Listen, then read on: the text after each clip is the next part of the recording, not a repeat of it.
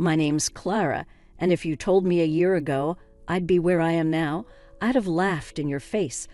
Life's been no fairy tale for me. Born and raised in a small town, life handed me lemons, and frankly, the lemonade never did taste sweet. I married young, thinking it was my ticket to a better life. Boy, was I wrong. The marriage tanked, and I was left with a baby boy, Alex, to raise on my own. Fast forward a few decades, and there I was, 51, working my fingers to the bone at the local supermarket. 12-hour shifts, barely making ends meet, and dreaming of a break that seemed like it would never come. Then George walked into my life. He was a few years older, with that silver fox look that can make a woman's heart beat faster. He started coming into the store regularly, always making a beeline for my checkout. We got to talking, and one thing led to another. "Clara, have you ever thought about a different life?" George asked me one evening as we closed down the store, his eyes searching mine. "Different how?" "Like winning the lottery and sipping cocktails on a beach," I joked, locking the doors and turning to face him. "No, I mean with someone who could take care of you, show you a world you've never seen," he said, his voice serious, almost urgent. I laughed a bit too loudly. "George, I'm past dreaming of knights in shining armor. At this point, I'd settle for a decent night's sleep and a day off now and then." But George was persistent. He wooed me like no one ever had. Flowers, dinners out, and long talks about a future together. It was all so fast, so intense. Before I knew it, he was on one knee in that tiny, cramped apartment I called home, asking me to marry him. "Clara, marry me, and you won't have to worry about a thing. I'll take care of you. We'll move to my place in the city. It's big, comfortable. You deserve that and so much more," he said, his eyes gleaming with promises. I was swept off my feet. My heart screamed caution, but my lonely soul whispered, "Why not?" So I said yes. We married in a small ceremony, just a few friends and my son Alex, who looked at George like the father he never had. The day after the wedding, George said, "Pack up, Clara. Let's start our new life. I've got everything planned out." So I did. I sold my apartment, the only real asset I had, and gave George the money for our future, trying to ignore the nagging doubt in my gut. We arrived at his big, comfortable house, and that's when I met the first surprise of my new life. There, in what I thought was our new home, was a man I had never heard of before. He was in a wheelchair, silent, his eyes the only part of him that seemed alive. "Who's this?" I asked, my voice barely above a whisper. George didn't meet my eye. "That's my brother, Carl. He's been like this for years. Paralyzed, can't speak. I take care of him." "Your brother? Why didn't you tell me?" I could feel the anger rising, but there was also a deep sinking feeling of betrayal. "I didn't want to scare you off, and I thought we could take care of him together. It's not easy, but I've managed so far," George said, his voice taking on a pleading tone. I looked at Carl, then back at George. "You could have told me, George. We're supposed to be partners, remember?" I know, I'm sorry. It's just, I need you, Clara. We can make this work, can't we?" George reached out, but there was something in his eyes that I couldn't read. And there I was, standing in a stranger's house, my dreams of a new beginning turning to ash. But I've always been a fighter, never one to back down from a challenge. So I rolled up my sleeves, ready to face whatever this new life threw at me. Little did I know this was just the tip of the iceberg. "All right, George, we'll make it work. But no more secrets, okay? We're in this together," I said, trying to sound more confident than I felt. George smiled, relief washing over his face. "Together," he echoed. But even then, I wondered what I had gotten myself into. Settling into George's house was like stepping into an alternate reality, one I hadn't signed up for. The big, comfortable house he boasted about was more like a full-time care facility, minus the staff. And Carl, the brother I hadn't known existed until we walked through the door, was now my responsibility too. The first few days were a blur of trying to figure out how to care for Carl, maintain the house, and adjust to a life I wasn't prepared for at all. "All right, George, how do we do this? You've got to show me the ropes here," I said one morning, finding George in the kitchen nursing a cup of coffee. The sunlight streamed in, casting shadows that seemed too stark for the early hour. George looked up, his eyes weary.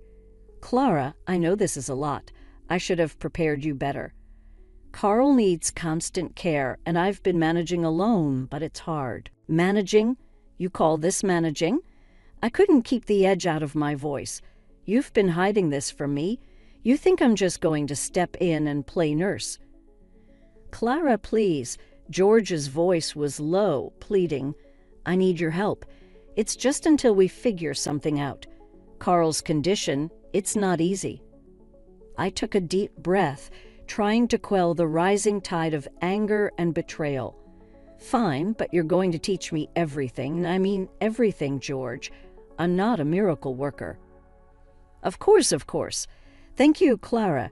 George seemed genuinely relieved, but it did little to ease my frustration. The following weeks were a crash course in caregiving that I never wanted. George showed me how to lift Carl, change him, and manage his medications. The tasks were daunting and the responsibility weighed heavily on me, part of a family I didn't choose, in a life that felt like a trap. As the days turned into weeks, I found myself adapting out of necessity. Carl, despite his condition, was a gentle soul. His eyes spoke volumes, and in them I saw gratitude and a kind of silent camaraderie. "Hey, Carl, how are we doing today?" I'd ask, trying to keep the mood light as I went about my tasks. Carl couldn't respond, but his eyes would follow me, and occasionally there'd be a flicker of something that looked like a smile. "It's just you and me, buddy," I'd say, half joking, half serious. The dynamic duo. But the strain of caregiving, coupled with the isolation of our situation, started to take its toll. George was around less and less, claiming work demands, leaving me to manage the household and Carl's needs on my own. The days turned into a monotonous cycle of caregiving, housework, and waiting for George to come home.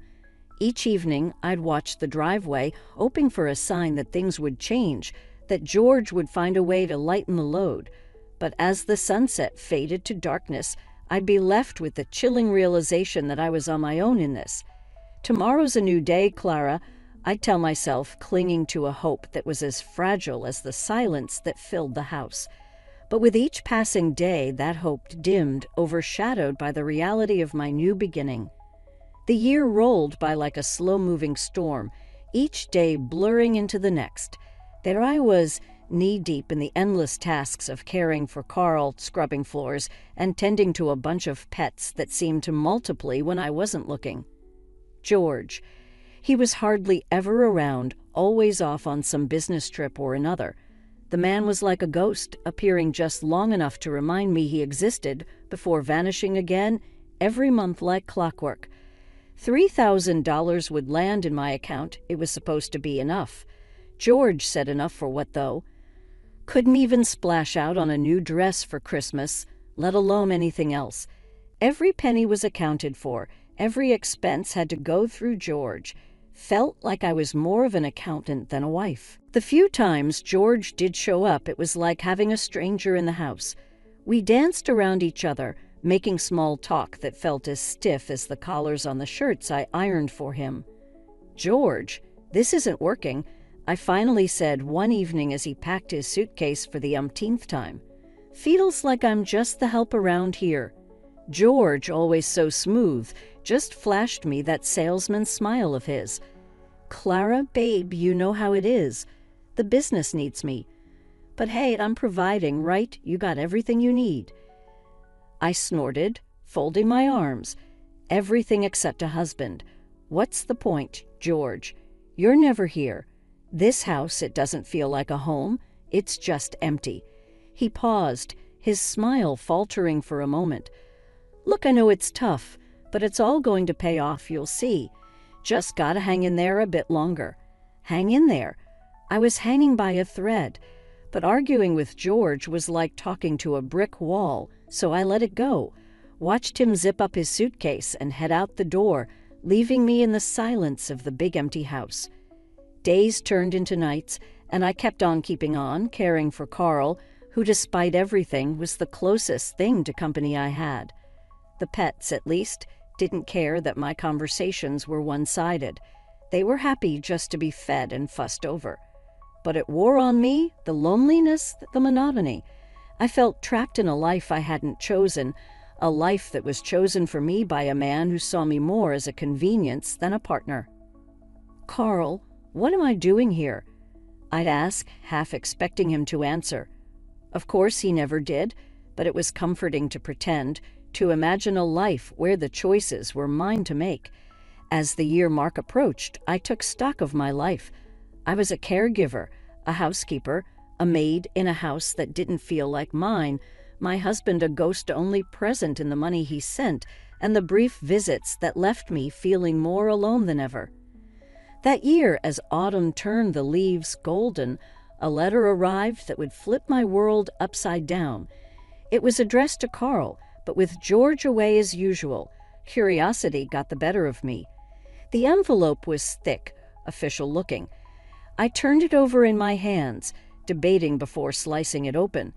Inside, a letter from a lawyer, something about a visit and discussing important matters concerning Carl's estate. I muttered to myself, glancing over at Carl, who was watching me with those knowing eyes of his. "Looks like you've got some fancy lawyer wanting to chat, Carl. Wonder what that's about." For a moment, I considered calling George, but something held me back. Instead, I wheeled Carl closer, reading the letter out loud to him. When I finished, Carl did something he hadn't done in a long time. He moved his hand weakly, gesturing for me to put the letter down and not to call George. "You don't want me to call him?" I asked, surprised. Carl managed another weak gesture, a confirmation. It was the most communication we'd had in months, and it left me more puzzled than ever. A few days later, the lawyer arrived, a Mr. Thompson, carrying a briefcase and wearing a look of solemn importance. I showed him into the living room where Carl was already waiting, the letter on his lap. "Mrs. Clara Smith," Mr. Thompson began, then paused, checking his notes. "I'm here to discuss Mr. Carl Jackson's affairs." I nodded, feeling out of my depth. "Yes, I've been taking care of Carl. George is away on business." "I see. Well, it's imperative Carl is part of this discussion. It concerns his estate and his well-being," Mr. Thompson said, opening his briefcase. As the lawyer laid out documents, I sat stunned as he explained the truth. Carl, it turned out, was the wealthy owner of the house and much more besides. George, on the other hand, was not the brother he claimed to be, but a hired caretaker, paid handsomely to look after Carl. And there I was, playing the maid, the nurse, the everything under false pretenses. "Wait, so you're telling me this whole setup, George pretending to be Carl's brother, it's all been a lie?" I asked, my voice rising with each word. "Indeed, Mrs. Smith, I'm afraid you've been misled. Carl here is my client, and he's been under the care of George, whom we've been paying a significant sum to ensure Carl receives the best care possible," Mr. Thompson explained, not unkindly. "And what about me? I've been doing all the work," I interjected, my voice trailing off as the anger and betrayal settled in. "Does this mean I'm just—" "What exactly?" "Unfortunately, it appears you've been unknowingly drawn into this deception. This is a matter we need to rectify for Carl's sake and for legal reasons," Mr. Thompson continued, glancing sympathetically at me, then at Carl. The room spun as the implications of Mr. Thompson's words sunk in. All this time, George had been using me, using us for his own gain, and Carl, unable to speak for himself, had been trapped in this lie alongside me. "So, what happens now?" I asked, feeling a mix of fear, anger, and an overwhelming sense of betrayal. "We will need to reassess Carl's care arrangements. including revisiting the financial agreements, Mr. Thompson said, closing his briefcase with a final click as the lawyer left, promising to be in touch with next steps. I turned to Carl, tears in my eyes. "I'm so sorry, Carl. I had no idea. We'll sort this out, I promise." Carl's eyes met mine, and in them I saw a glimmer of something like forgiveness or maybe just understanding. It was a small comfort, but in that moment it was all I had. After the bombshell Mr. Thompson dropped about my entire life being a lie, he hit me with another gut punch. "Unfortunately, you'll have to leave the house," he said, his voice all business, no warmth. Panic gripped me like a vice. Leave to where? My apartment, my little bit of independence, was gone, sold because of George's sweet-talking lies. I gave in everything, and now I was about to be left with nothing. That night, I cried until the tears wouldn't come anymore. My heart a mix of hurt, betrayal, and fear. By morning, desperation replaced despair. I had to do something, anything. With shaky resolve, I approached Carl, even though he couldn't respond. "Carl, I have got nowhere to go," I started, my voice cracking. I was wondering, maybe, could I work for you officially, I mean? I can take care of you, like I've been doing. It was a shot in the dark, but Carl's eyes, they always seemed to understand more than he let on, and in that moment, they told me I wasn't alone in this mess. Mr. Thompson was called back in, and I laid it all out, raw and unfiltered.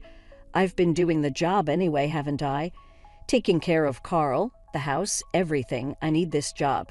Plus, you won't find anyone who cares about Carl more than me. To my surprise, Mr. Thompson didn't immediately shut me down. Instead, he nodded, tapping his pen against his chin. "Let's see what we can arrange. It's an unusual situation, but given the circumstances, it might be the best solution for Carl."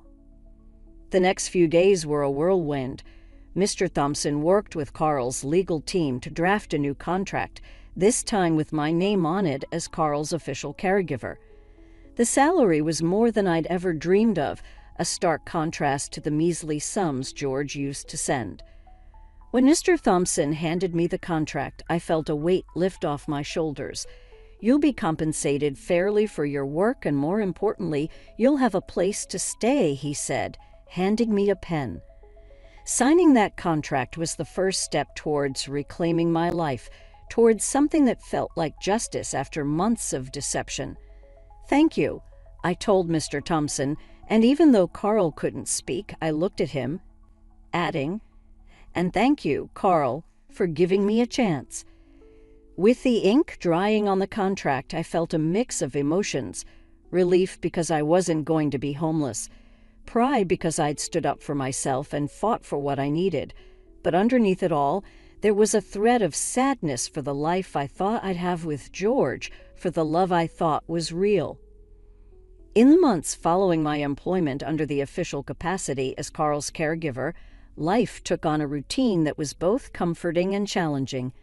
One morning, as I navigated the quiet halls of the large house, I found myself reflecting on the journey that had led me here. The weight of my pending divorce and the legal battle against George hung over me like a storm cloud. Yet within these walls, I found peace. "Good morning, Carl," I greeted, entering his room with a tray of breakfast. "How are we feeling today?" Carl's response, as always, was nonverbal, a slight nod and a glimmer of appreciation in his eyes. Over time, I'd learned to understand these subtle cues, the silent language that spoke volumes.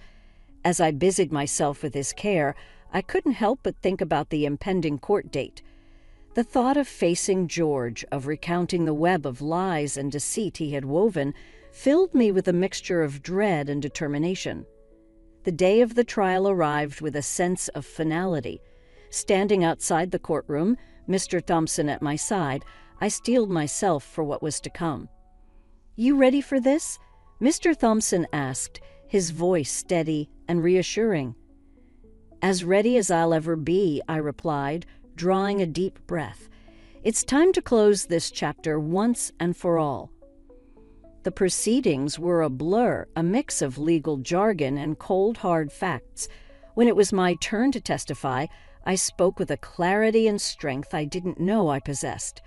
I told the court about George's deception, about the life I was led to believe we would have together, and the reality of my role as an unwitting caretaker. In the end, justice was served. George was convicted of fraud, sentenced to several years behind bars. Walking out of that courtroom, I felt a weight lift off my shoulders, a sense of closure that had long eluded me. Life after the trial settled into a new normal. Carl and I continued our daily routines, the house filled with a quiet respect for the bond we shared. And then, just as I had begun to find my footing, Carl passed away. The news of Carl's death was a blow, a painful reminder of the transient nature of life. Yet in his passing, Carl left me a final gift, a gesture of immense generosity. The lawyer informed me that Carl had bequeathed his entire estate to me, a decision that left me stunned and humbly grateful. Sitting in the now quiet house, I realized the full extent of Carl's kindness. He had given me a chance to start anew, to build a life on my own terms. "You've really done it, Carl," I whispered, a mix of sadness and gratitude in my voice. "You've changed everything."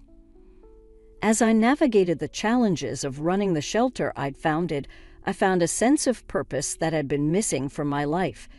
Each day brought new challenges, but also new joys. The laughter and barks of animals finding new homes, new beginnings. Life had a funny way of coming full circle, I mused, sitting in the grand living room of the house that once felt like a prison, but now was truly my home. The journey from despair to where I was now, rich not just in wealth, but in experiences, had been nothing short of a roller coaster. One day, as I was reviewing plans for an expansion of the animal shelter, a knock on the door pulled me from my thoughts. Expecting maybe a delivery or a neighbor, I opened the door to find a figure from my past, someone I thought I'd left behind for good, my ex-husband, George. "Clara, babe, look at you, living in luxury," he started, his eyes greedily taking in the foyer's opulence. "I've been thinking, about how I introduced you to all this. I reckon I'm entitled to a bit of the fortune, don't you think?" I couldn't help but laugh, a short, bitter sound. "Entitled? You've got some nerve showing up here, George, after everything. You really think you can waltz back into my life and demand money?" George shifted uncomfortably, his confidence waning under my gaze. "Come on, Clara. I was the one who brought you into Carl's life. Without me, you wouldn't have any of this." My laughter died, replaced by a steely calm. "Listen here, George. You brought nothing but lies and misery into my life. Everything I have now, I earned through my own hard work and Carl's generosity. You have no claim to any of it." He took a step forward, but I stood my ground. "I'm warning you, George. Leave now, or I'll call the police." For a moment it looked like he might argue further, but then the fight went out of him. With a sneer, he turned and walked away. True to my word, I watched him go and then shut the door firmly behind him. That was the last I ever saw or heard of George. Where he ended up, I didn't care to know. Standing up for myself against George was a turning point. It was the moment I truly felt I had taken control of my life, a stark contrast to the woman I was when I first met him. Now I was using my resources to give back, to offer a second chance to animals in need, much like the second chance I'd been given. Life was good. My son had recently married, and I was about to become a grandmother, a new chapter. I couldn't wait to start. The animal shelter was thriving, a testament to the unexpected path my life had taken. Reflecting on my journey, I felt a deep sense of pride. From the ashes of my old life, I'd built something meaningful, something lasting. I had found happiness not just in the wealth and comfort that surrounded me, but in the knowledge that I was making a difference, both in the lives of animals and in the community around me.